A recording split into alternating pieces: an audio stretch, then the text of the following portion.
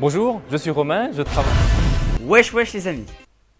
Ah donc tu fais pas de remarques cette fois? Non mais j'abandonne. Ah bon, voilà le premier épisode du El Famoso nouveau concept appelé Jouer A. Jouer A c'est quoi? Bah Jouer A c'est une émission qui consiste à vous donner envie de jouer à un jeu en fait, vous ayez envie de parler du jeu un peu comme je j'empathise de choix en fait, et en fait le but c'est s'expliquer. Le but étant donc de vous expliquer pourquoi Fortnite c'est le bien.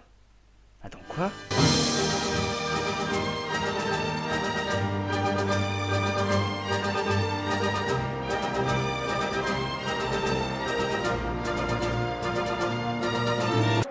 Kingdom Hearts Chain of Memories, c'est un jeu sorti à la base sur Game Boy Advance le 11 novembre 2004. Et oh bordel, qu'est-ce qu'est cette chose?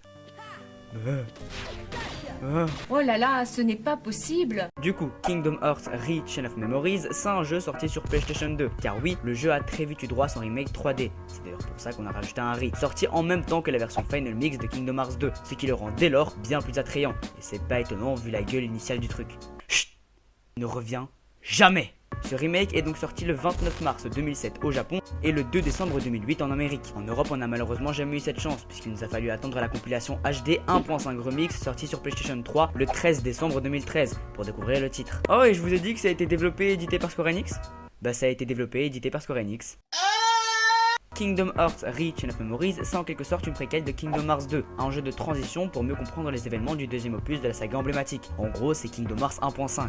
Le jeu se passe donc directement après Kingdom Hearts 1, après avoir vaincu Maléfique dans la forteresse oubliée et fait manger ses grands morts à Ansem, le chercheur des ténèbres. Et entre nous, ce surnom est bien trop classe pour un jeu qui réunit à la fois Mickey et Pinocchio dans la même pièce. Ouais mais y'a Cloud, ça rattrape tout. Cloud qui n'arrive même pas à toucher Hades et qui veut se frotter à Zephyros qui est le boss le plus cheaté du jeu. Ultimate Issue. Sora va se voir malheureusement séparé de Riku auprès du sauvetage de Kairi qui va décider de s'enfermer de l'autre côté de la porte qui mène aux ténèbres afin de protéger le monde. Ah oui, et il y a le roi Mickey avec lui. Voilà. Et c'est là que commence Kingdom Hearts Chain of Memories. En marchant dans une plaine verdoyante à la recherche du roi et de Riku, parce que c'est clair qu'ils sont sans doute derrière ce buisson, ou cet arbre, hein? Sora, notre équipe de bras cassés feront la rencontre d'un homme tout vêtu de noir qui les guidera après de très jolis panoramas. J'aime les panoramas.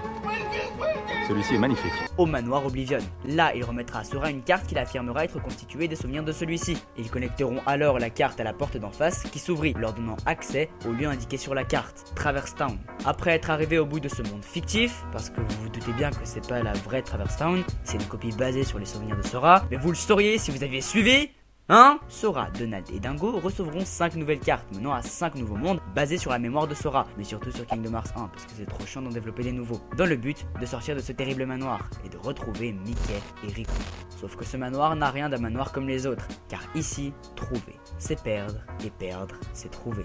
Si j'ai joué au jeu, c'est parce que je m'étais procuré la compilation 1.5 plus 2.5 sortie sur PS4, dans le but de comprendre Kingdom Hearts 3 qui arrive très bientôt. Jusque là, tout se passait bien. J'ai commencé par Kingdom Hearts 1, j'ai découvert l'univers, les gameplays, les personnages, les enjeux, bref, l'esprit de la licence. Et il ne m'a pas fallu très longtemps pour accrocher. J'ai dévoré le jeu en quelques semaines afin de pouvoir enchaîner avec Chain of Memories. En même temps, dans ma tête, j'avais un compte à rebours, je devais tous les survoler si je voulais comprendre Kingdom Hearts 3. Mais ça, c'était avant d'apprendre qu'il était repoussé à janvier 2019. Une fois le générique de fin atteint, j'ai pas attendu, je me suis directement lancé dans le second opus. Et là, c'est la douche froide. Un gameplay à base de cartes. C'est honteux. Fini les spams de la touche X pour frapper les ennemis. Fini les sorts de foudre, brasier et glacé qui te procuraient la sensation jouissive de littéralement détruire tes ennemis une fois ceci amélioré. Nigga, what the fuck?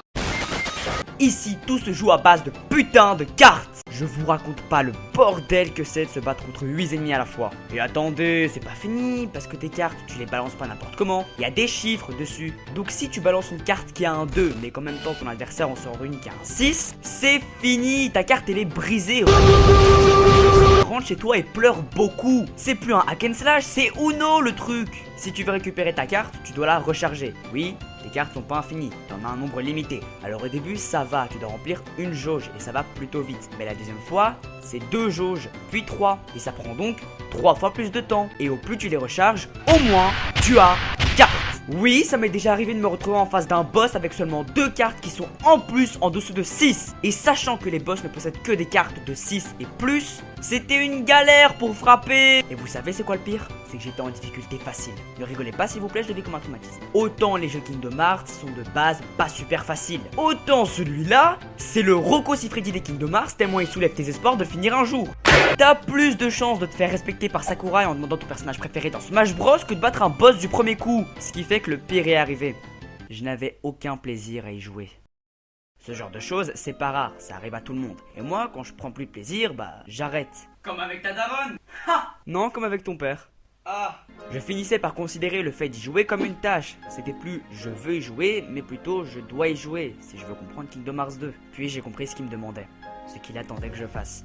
En fait, tout ce que j'avais à faire, c'était de lâcher prise.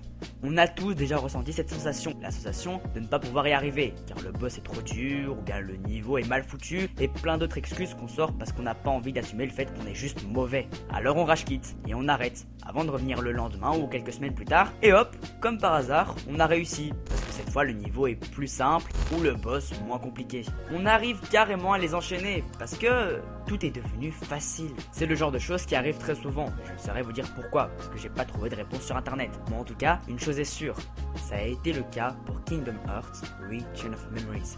Quelques mois plus tard, je suis revenu sur le jeu, et autant vous dire qu'il n'a jamais été aussi fun.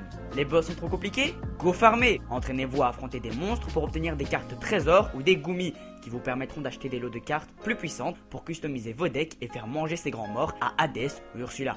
Certains boss comme les ennemis de l'organisation 13, dont on parlera plus tard, rajoutent aussi du piment au jeu, puisque certaines cartes, la plupart du temps des cartes élémentaires, ne leur font aucun dégât, puisqu'ils contrôlent l'élément en question, et leur rendent au contraire une barre entière de vie. N'est-ce pas, espèce de gros fils de p*** de V? Comme Larxen et sa terrible pluie de foudre, Axel et ses tempêtes de feu, ou encore ce gros enculé de Vexen et ses lames de glace. Je t'aime Vexen. À vous d'étudier chacun des boss et ennemis que vous rencontrerez afin de trouver son point faible. Mais ce qui fait ce jeu, c'est pas uniquement son gameplay. Ça c'est qu'un détail. Enfin, un gros détail. Non, ce qui fait ce jeu, c'est en partie son histoire. Comme je vous l'ai dit plus tôt, dans ce manoir, trouver c'est perdre et perdre c'est trouver. Et si vous faites un peu attention au titre, attendez, je vais vous aider, genre regardez là. Là, non, un peu, voilà, là, voilà, tu vois là?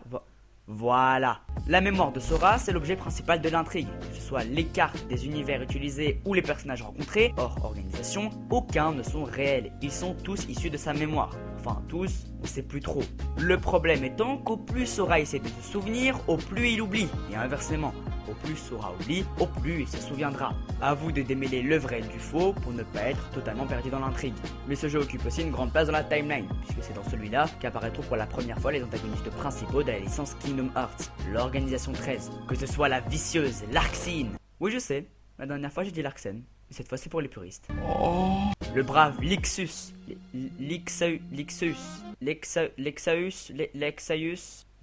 Lexius, l'intrigant Axel, ou encore le mystérieux Marluxia. Chacun a une identité et un caractère qui leur sont propres, mais quelles sont leurs réelles intentions? Pourquoi en veulent-ils à Sora? Et surtout, pourquoi celui-ci perd-il peu à peu la mémoire? Qui est derrière tout ça? Je vais être honnête avec vous, et je pense aussi me faire des ennemis en disant ça, mais Kingdom Hearts Re-Chain of Memories est mon Kingdom Hearts préféré. Parce qu'il assume prouver qu'une suite ne se résume pas qu'à simplement faire mieux que ses prédécesseurs. Elle doit aussi faire avancer la licence, prendre des risques et offrir de nouvelles possibilités de gameplay. Et ça, Square Enix l'a bien compris, car les gameplays de Kingdom Hearts 2, Memories et Birth by Sleep par exemple, n'ont rien à voir, chacun offrant une expérience de jeu différente, pour le plaisir des uns et le bonheur des autres. Chain of Memories m'a appris qu'il était parfois mieux de d'abord essayer de comprendre le jeu lui-même avant d'en comprendre le sujet, occupant dès lors une place importante dans mon expérience de joueur.